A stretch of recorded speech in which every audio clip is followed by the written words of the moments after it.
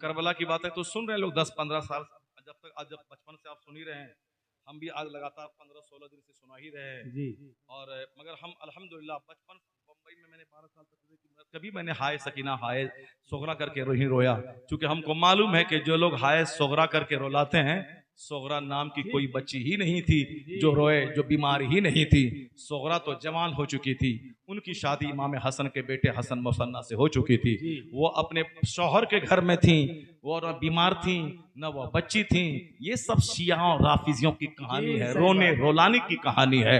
वो सोगरा है ही नहीं तारीख में जिस सोगरा का नाम लिया जाता है, जिसकी चिट्ठी की बातें की जाती हैं, हाय बाबा की बातें, मरसिया की बातें की जाती है, वह सिरे से गलत है, उसका इस्लामी तारीख से कोई रिश्ता नाता नहीं है। इस तरह बेशुमार वाकयात हैं जिसको लोगों ने अपने मन से गढ़ के बयान किया है, जैसे फिल्म लिखने वाला अपने मन से गढ़ के लिखता है, वो दर्दनाक स्टोरी लिखता है, फिल्म देखने वाले सारे लोग सुन के रोने लगते हैं और उस स्टोरी को पढ़ के रिवाइज करके एक्टर उस पर एक्टिंग करता है, लोग देख देख करके रोने लगता है, गाना सुन करके रोने लगता है। एक गाना है वो शादी ब्याह के मौके पर जो लोग कैसेट बजाते हैं, उसको सुनने के बाद जिसका दिल थोड़ा सा कमजोर है, वो गाना को सुना, वो उस सुनने के बाद वह रोने लगता है, रोने लगता है। कोई लतीफा सुना, लोग हंसने लगते हैं, तो लोगों का मजाज है कॉमेडी सुनना, हंसने लगना, या कोई ट्रेजेडी की बातें सुनना, अलमिया सुनना और रोने लगना, ये तो बंदों का नेचर है। उसी नेचर का फायदा उठाते हुए राफिजियों ने, शियाओं ने गढ़ गढ़ के बातें निकाल दी और उन बातों का करबला से कोई ताल्लुक नहीं है। ताल्लुक क्या है? वही जो बातें मैं कहने जा रहा हूं, वही है करबला का पैगाम, वही है करबला का मैसेज। मैं तो अदना सा मौलवी हूं। एक बहुत बड़े मुहद्दिस आजम पाकिस्तान का नाम सुना होगा, मुहद्दिस सरदार अहमद खान रहमतुल्लाह अलैह का, वो बरेली शरीफ में पढ़े थे, मुफ्ती आजम हिंद के जमाने में वहां यहां थे, पाकिस्तान का बंटवारा हुआ, वह हिंदुस्तान से पाकिस्तान चले गए। पाकिस्तान के सबसे बड़े मुहद्दिस, इतने बड़े वली थे कि एक पाकिस्तानी मुझको खाने काबा के पास बताया, नाम सुने हैं मोदी साहब पाकिस्तान का? मैंने कहा हाँ नाम सुना हूं। कहा उनकी एक करामत बताऊं? कहा मैंने बताओ। सामने खाने काबा है, जहां सैयदा उम्मे हानी का घर था, जो अभी मताफ को तौसी किया है तो वो उसी तौसी में आ गया, वरना पहले वो तौसी में नहीं था। वहीं उसी जगह बैठते थे, सारे सुन्नी उलमा आते थे, बैठते थे, हम भी वहीं जाके बैठते थे। अब वहां वो बोला, पाकिस्तानी मुहद्दिस आजम पाकिस्तान जिस मस्जिद में नमाज पढ़ाते थे, वो मकतब में बच्चों को पढ़ाते थे, मस्जिद ही में। बच्चा तो बच्चा होता है, खेलता कूदता था। मुतवल्ली आके बोला, ए मौलाना साहब, इमाम साहब, ये बच्चा दौड़ता है, अब इसको रोकिए। क्यों नहीं रोकते हैं? क्योंकि मुसलमानों का दिमाग में ही है कि मौलाना जो मदरसे में पढ़ाता है वह बिल्कुल ऐसा शरीफ बन के रहे बचपन से ही, ना लड़ाई करे, ना झगड़ा करे, ना घूमे, ना फिरे। स्कूल का बच्चा बस का शीशा तोड़े, वह दरख्त उखाड़ दे, दूसरों का घर तोड़ दे, सब चलेगा। अब मदरसे का बच्चा बेचारा देहात से चल के शहर में आता है पढ़ने के लिए, वो कहीं होटल देख रहा है, कहीं सड़क देख रहा है, कहीं मकान देख रहा है। लोग कहते हैं, अरे मौलाना साहब, बच्चा आपका सड़क पे घूम रहा है, वहां देख रहा है। यानी मौलाना साहब भी बाहर कहीं न जाए और मदरसे में पढ़ने वाला भी चुपचाप बिल्कुल शरीफ बनकर रहे, जैसे कि अभी ये आसमान से जमीन पे उतरा है। ये टेंडेंसी है, बच्चा बच्चा होता है। मैं कहता हूं इमाम शाफी 9 साल की उम्र में आलिम बन गए थे, और जब बच्चों को दर्स दे रहे थे, एक चिड़िया आई, खेलने लगी, इमाम शाफी ने पगड़ी खोला और चिड़िए पे फेंक दिया, दोनों चिड़िया पगड़ी में फंस गई। अब शागिर्द आपके पढ़ रहे थे, कहने लगे, हुजूर ये क्या है? महाजा ये क्या है? कहा, अस्सबीयु फस्सबी वलो कान इब्नु नबी। बच्चा तो बच्चा होता है, चाहे नबी का बेटा क्यों ना हो, बच्चा तो बच्चा होता है। इस तरह से बहुत सारी बातें हो सकती है, मगर आप सुनिए गौर से। हमको उसने कहा कि जब मुतवल्ली बोला कि आप मामूली मौलवी साहब है, इमाम साहब हैं, कहा मौलवी साहब, बच्चा खेलता है, नहीं ताकीद करते हैं, नहीं डांटते हैं। कहा कल इसी टाइम में तुम आ जाना जब बच्चे पढ़ने आते हैं। मुतवल्ली आया, कहा कि देखो मेंबर की तरफ गौर से देखो। जब मेंबर की तरफ गौर से देखा, दंग रह गया कि मेंबर पे मुस्तफा जान रहमत तशरीफ फरमा है, बच्चे खेल रहे हैं, हुजूर मुस्कुरा रहे हैं। सुभान अल्लाह। मुतवल्ली दंग रह गया। मैं तो एक मामूली मौलवी समझा था, ये तो अपने वक्त का वली और कुतुब मालूम हुआ। लोग 80 साल दरूद शरीफ पढ़ते हैं तो मुस्तफा का दीदार नहीं होता है। ये तो एक झटके में सरकार का दीदार करवा दिया। ये तो वली कामिल है। इतने बड़े मुहद्दिस आजम पाकिस्तान, जो बहुत बड़े मुहद्दिस, बहुत बड़े फकीह, बहुत बड़े आलिम, बहुत बड़े वली, उनसे किसी ने कहा, एक बार दावत दी मुहर्रम के जलसे में, कहा बाबा तकरीर कीजिए जो मुस्तनद रिवायत है, जो गढ़ी हुई मौजू गलत वो नहीं, मुस्तनद रिवायत करबला के हवाले से बयान कीजिए। मुहद्दिस आजम पाकिस्तान मेंबर पे खड़े हुए, कहा सुनो, खुतबा पढ़ा, दरूद पढ़वाया, उसके बाद कहा मुस्तनद वाकया सुनो। इमाम हुसैन मदीना से निकले, करबला पहुंचे और बड़ी बेदर्दी के साथ कत्ल कर दिए गए। वमा अलैना इल्लल बलाग, अस्सलामु अलैकुम। सिर्फ एक जुमला कहा, इमाम हुसैन मदीना से निकले, करबला पहुंचे और बड़ी बेदर्दी के साथ कत्ल कर दिए गए, शहीद कर दिए गए। यही है करबला की सच्ची कहानी। इतने बड़े वली कामिल, वमा अलैना इल्लल बलाग पढ़ा और चले गए। अब आप अंदाजा लगा सकते हैं, ये जो कहानी है कि वो दरख्त के नीचे एक लौट आई पानी भरने के लिए, वो दोनों बच्चा आया, वहां रात भर दौड़ता रहा, सुबह हुई तो वहीं वो बच्चा खड़ा था। दरोगा आया, पकड़ा, जेल में डाला, जेल से रात भगाया, फिर उसको कहा जाओ इस रास्ते पे अंगूठी दिखा देना, मेरा भाई रखेगा। फिर आया, सुबह हुई, देखा वहीं पड़े हुए हैं, घर लेके गया। आरिस दिन भर तलाश कर रहा था बच्चा को, और उसके बाद वो घोड़ा मर गया। रात में आया, बोला दिन भर मैं थका हूँ, बीवी खाना दिया, बोला क्या करूं, क्यों परेशान हो, कहा मुस्लिम बिन अकील के दोनों बच्चों को ढूंढ रहा था, और ताकि कुछ बहुत बड़ा इनाम मिल जाता इब्ने जियाद की तरफ से, मगर मेरा घोड़ा मर गया, दोनों बच्चा का पता नहीं चल सका। रोने की आवाज घर से आई, बोला वो कौन रो रहा है, कहा कोई नहीं रह रहा, चुपचाप सो। रात में रोने की आवाज सुनी, दोनों भाई ख्वाब देखा, बाबा आ गए, कहा हुजूर ने कि तुमने इसको क्यों नहीं लाया, कहा वो पीछे पीछे आ रहे हैं। रोने की आवाज सुनी, हारिस गया, दरवाजा तोड़ा, दोनों बच्चों को निकाला, मक्तल ले गया, उसकी बीवी दौड़ी गई, उसको उठा के मारा, फिर उसको ले गए।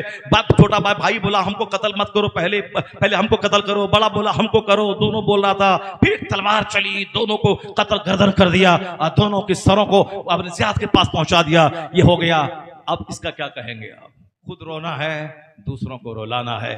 बेशुमार बातें हैं जो राफिजियों, शियाओं, शरीयत के दुश्मनों की तरफ से अहले बैत अतहार को बदनाम करने के लिए ये इन्होंने इस तरह की कहानी गढ़ी, ताकि लोग जाने कि मुस्तफा के घर वाले रो रहे थे, बिलक रहे थे, कोई पुरसाने हाल नहीं था, वह परेशान थे, जालिम बदतमीज, ये मेरे हिंदुस्तान का ख्वाजा है। जब बादशाह ने जुल्म किया तो एक कूजे में सारा अना सागर समेट लिया। जब तक लोग तलब नहीं गए, जब तक माफी नहीं मांगी, उस वक्त तक नहीं छोड़ा। जब हुसैन का बेटा बरसहा बरस के बाद, कई सौ साल के बाद इतनी फजीलत रखता है, तो हुसैन आजम दरियाए फरात को अपने घर बुला लेते, घर के सारे लोग पानी पीते सैर होते। क्या सितम की कहानी, क्या प्यास की कहानी बोलता है, क्या रोता है, क्या रुलाता है। हुसैन आजम ने सब्र किया है, प्यास पे सब्र किया है, भूख पे सब्र किया है, लाशों के अंबार पे सब्र किया है, ना एक इंच पीछे हटा है, ना रोया है, ना लाशों को देख के घबराया है। लाश गिरती रही, हुसैन का हौसला पुख्ता होता रहा और कहता रहा जितना जुल्म करना है कर ले, मगर जालिम के लिए मेरे पास समर्थन नहीं है, मेरे पास हिमायत नहीं है, मेरे पास सपोर्ट नहीं है, मैं हाथ नहीं दूंगा। तेरे पास तलवार है, तलवार चला, अली अकबर ज़बह कर दे, अली असगर ज़बह कर दे, मुझे काट दे, तू तलवार चला मगर मैं हाथ नहीं दूंगा। और दुनिया ने देख लिया, यजीद 22,000 तलवार चला के हुसैन का हाथ नहीं ले पाया, यजीद हार गया और सारी मुसीबतें उठा के हुसैन हाथ बचा के शहीद हो गया। हुसैन जीत गया, यजीद अपने मकसद में हार गया। वाह वाह वाह वाह, क्या बात है, जिंदाबाद। यही है करबला की मेन थीम, यही है करबला की मेन स्टोरी। हुसैन आजम ने सब्र की दास्तान लिखी है, हुसैन आजम ने बहादुरी की दास्तान लिखी है। मैं बताऊंगा कि हुसैन की कब्र से आज की आवाज आ रही है, वो मैं बताऊंगा, मगर पहले मैं उस तमहीद को मुकम्मल कर दूं जो मैंने 2 आयत पढ़ी थी, वो दोनों आयत को मैं मुकम्मल कर दूं। उसके बाद फिर मैं हुसैन आजम की कब्र से आज आवाज क्या आती है उसको मैं बताता हूं। वो हाय हुसैना, हाय सोगरा, ये मातम, ये करबला, ये ढोलक, ये तमाशा, ये किसने किसने मुसलमान इस्लाम को बदनाम करने के लिए दिया? नमाज नहीं, रोजा नहीं, हज नहीं, ज़कात नहीं, तिलावत नहीं, इबादत नहीं, ये ढोल लेके चला है, मरसिया मातम लेके चला है। इस्लाम मातम का मजहब है, इस्लाम मरसिया का मजहब है। कौन बताया तुमको? क्योंकि रिवायतें कुछ ऐसी होती हैं, लोग उस पर अमल करते करते उसके आदी हो जाते हैं, और जब उनको सच बताया जाता है तो लोगों से बर्दाश्त नहीं होता, इसलिए वो हक बोलने वालों के खिलाफ बरसरे पैकार हो जाते हैं। कोई हाय सकीना की कहानी नहीं होगी, कोई हाय सोगरा की कहानी नहीं होगी, कहानी होगी कुरान की, कहानी होगी हदीस की, कहानी होगी हुसैन आजम की सीरत की। हुसैन आजम ने अपनी जिंदगी में 25 हज पैदल किया। इतना बड़ा हाजी कोई दुनिया में होगा जो 25 हज पैदल किया हो? उनके इस तकवा को क्यों नहीं बयान किया जाता? उनकी इस परहेजगारी को क्यों नहीं बयान किया जाता? बगैर दाने के, बगैर पानी के, बगैर प्यास के करबला में आए, सकीना आई, ऊंट के पांव में लिपट गई। कौन बोला? तुम वहां जाके देखा था? वह सकीना वहां ऊंट के पांव से लिपट गई। ये राफिजी, ये शिया, इन हुसैन आजम को कत्ल करने वाला आज अपने जुर्म पे पर्दा डालने के लिए सीना को भी मातम करने वाला असल जिम्मेदार यही है, जिसने इमाम हुसैन का साथ नहीं दिया, जिसने 150 से ज्यादा खुतूत लिख के बुलाया और तलवार को देख के डर गया। ये डरपोक कल भी डरपोक था जो हुसैन की मदद के लिए नहीं आया, और आज भी ये डरपोक है जो सीना तोड़ता है और चेहरा मारता है। बुखारी की हदीस में आया है, मन ज़रबल खुदूद व शक्कल जुयूब वो हमारे दरमियान का नहीं है, वो मेरे घरों का नहीं है। कौन? जो अपना चेहरे पे मारे, जो अपना कपड़ा फाड़े, जो जाहिलियत के दौर की तरह नौहा और मातम करे। हुजूर ने फरमाया वो हमारे घरों में से नहीं है। कोई बता दे कि ज़ैनब ने मातम किया हो, कोई बता दे कि शहर बानो ने अपने सर से दुपट्टा नीचे उतरने दिया हो, कोई बता दे कि इमाम हुसैन की बेटी सकीना वो अपने सर से दुपट्टा नीचे होने दिया हो। जो भी रिवायत है दुपट्टा खींचा, सब झूठ है, सब गलत है। इन खातून ने दुनिया में मिसाल कायम कर दी। जिस तरह हुसैन लाशों के अंबार पे 1 इंच न हटे, उसी तरह के खानदान की औरतें भी लाशों के अंबार पे न सर के बाल नोची, न दुपट्टा नीचे गिरने दिया, न अपने आप को बेपर्दा किया, न नौहा किया, न मातम किया। सब्र की तस्वीर बने रहे।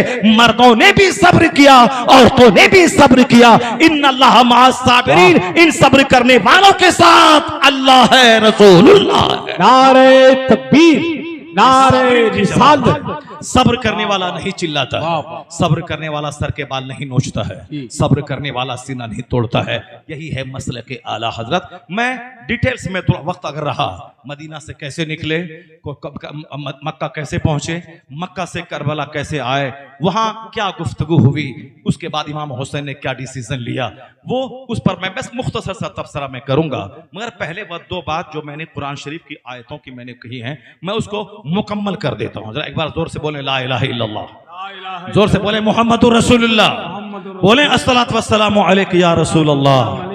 आधे घंटे की तकरीर तो बहुत सुनी है, कम से कम 2-2.5 घंटे की तकरीर सुनिए आज।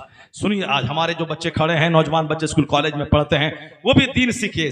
पाकिस्तान पाकिस्तान पाकिस्तान मत किया कीजिए। वो कोई पाकिस्तान का पीर अजमल, उसके पीछे कोई पड़ा हुआ है, कोई ताहिरुल कादरी के पीछे पड़ा हुआ है, कोई साकिब शामी के पीछे पड़ा हुआ है, कोई साकिबुल कादरी के पीछे पड़ा हुआ, कोई आजकल वो इंजीनियर मिर्जा के पीछे पड़ा हुआ है। वह चकर चकर चकर चकर करता रहता है। वैसे इंजीनियर उल्टा पुल्टा सारा काम हो रहा है। मौलाना का काम जो था वो इंजीनियर कर रहा है, और इंजीनियर का जो काम है वो मौलवी साहब कर रहे हैं। उल्टा पुल्टा जब काम होगा तो दंगा होगा, फसाद होगा, लोग बिगड़ेंगे, दीन से दूर होंगे। इसलिए डॉक्टर का काम है इलाज करवाओ, इंजीनियर का काम है बिल्डिंग बनवाओ, मौलाना का काम है अमरे बिल मारूफ करना, दीन सिखाना। वो लोगों को क़यामत तक दीन सिखाता रहेगा। ये इंजीनियर के पीछे इंडिया के बहुत सारे बच्चे पागल हैं जो अपने आलिमों की इज्जत नहीं करेंगे। वह इसी तरह दर दर की ठोकरें खाएंगे, कभी मिर्जा के पास, कभी ताहिरुल कादरी के पास, कभी उसके पास, पास। मैं कहता हूं तुम्हारे पास क्या नहीं है जो तू पाकिस्तान को मुंह उठा के देखता है। हिंदुस्तान जाहिर तौर पर हमारा मुल्क सबसे बड़ा मुल्क है, चाइना से बड़ा मुल्क मेरा इंडिया है।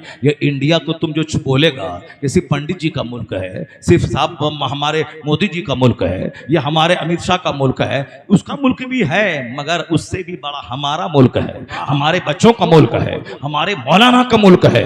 इस मुल्क के लिए किफायत अली काफी ने फांसी के फंदे को चूमा था, कई हजार उलमा ने फांसी के फंदे पे लटका दिए गए। इसी जुर्म में वो अंग्रेजों के खिलाफ फतवे जिहाद दिया था। जो अंग्रेजों का झोला ढोने वाला था वो आज हिंदुस्तान की आजादी का सिपाही बना हुआ है। आज जिसको सूली पे लटका दिया गया अंग्रेज के खिलाफ फतवा लिखने के जुर्म में, उसका नाम कोई लेने वाला नहीं है। इसलिए पाकिस्तान का क्रिकेट का मैच हो या हॉकी का, एक हिंदुस्तानी उसके लिए कोई हमदर्दी नहीं रखेगा। खेल तमाशे का मजहब है क्या इस्लाम? पूरी दुनिया में एक इस्लाम, एक नमाज, एक रोजा, एक हज, मजहबी तौर पर चीनो अरब हमारा, हिंदुस्तान हमारा, मुस्लिम है हम, वतन है सारा जहां हमारा। मजहबी तौर पर जहां हिंदुस्तानी तौर पर हिंदुस्तान अमेरिका से अच्छा हिंदुस्तान हमारा, चाइना से अच्छा हिंदुस्तान हमारा, पाकिस्तान बांग्लादेश से अच्छा हिंदुस्तान हमारा, यानी इन सारे जहां से अच्छा हिंदुस्तान हमारा। हम बुलबुलें हैं इसकी, ये गुलसितां हमारा।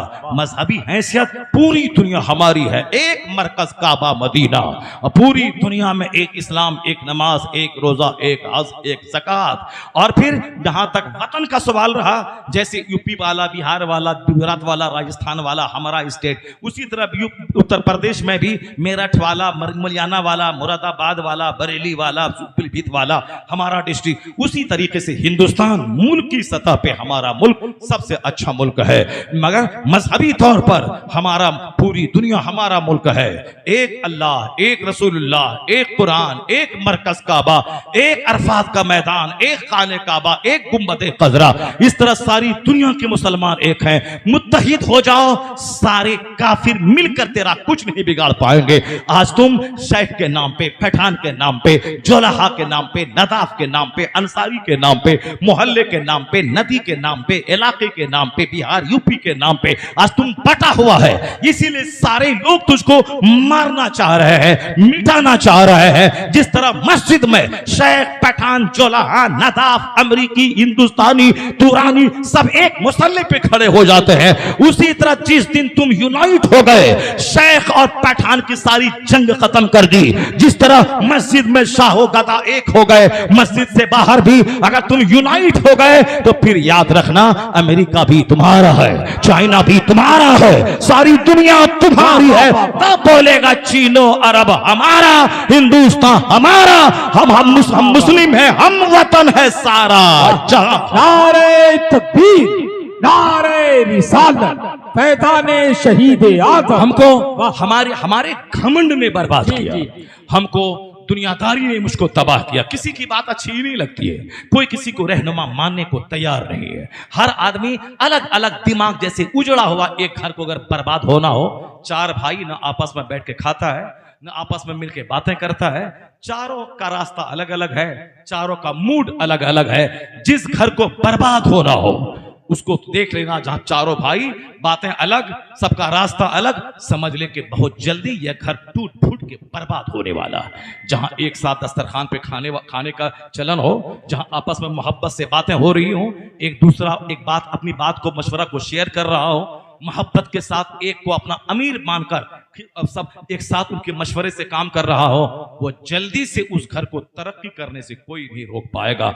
आज यहूदी और नसरानी या दो ताकतें हैं मुसलमानों को आज फुटबॉल की तरफ उड़ा रही है। जरा गौर से सुनना, बात हमारी होगी, मगर करबला की तारीख बयान की जाएगी, मगर एक बात छिड़ गई है दर्द सीने का, उसको सुन के जाइए। बहुत सुने हैं अब करबला की दास्तान, बहुत लोगों ने सुनाया है, मगर एक दर्द की बात छिड़ी है तो छिड़ देता हूं, और जरा गौर से सुनिएगा। ये यहूदी, कुरान शरीफ में आया है, वक़ालतिल यहूदु लैसति नसारा अला शै, सूरह बकरा में पहले पारे में है, आया है कि ये यहूदी कहते हैं कि नसरानी कुछ नहीं है, नसरानी 0/0 है। गौर से सुनिए सारे लोग, क्या कहते हैं यहूदी? अल्लाह कहता है ये यहूदी कहते हैं नसरानी कुछ नहीं है। और वक़ालतिल यहूदु लैसति नसारा अला शै, वक़ालतिन नसारा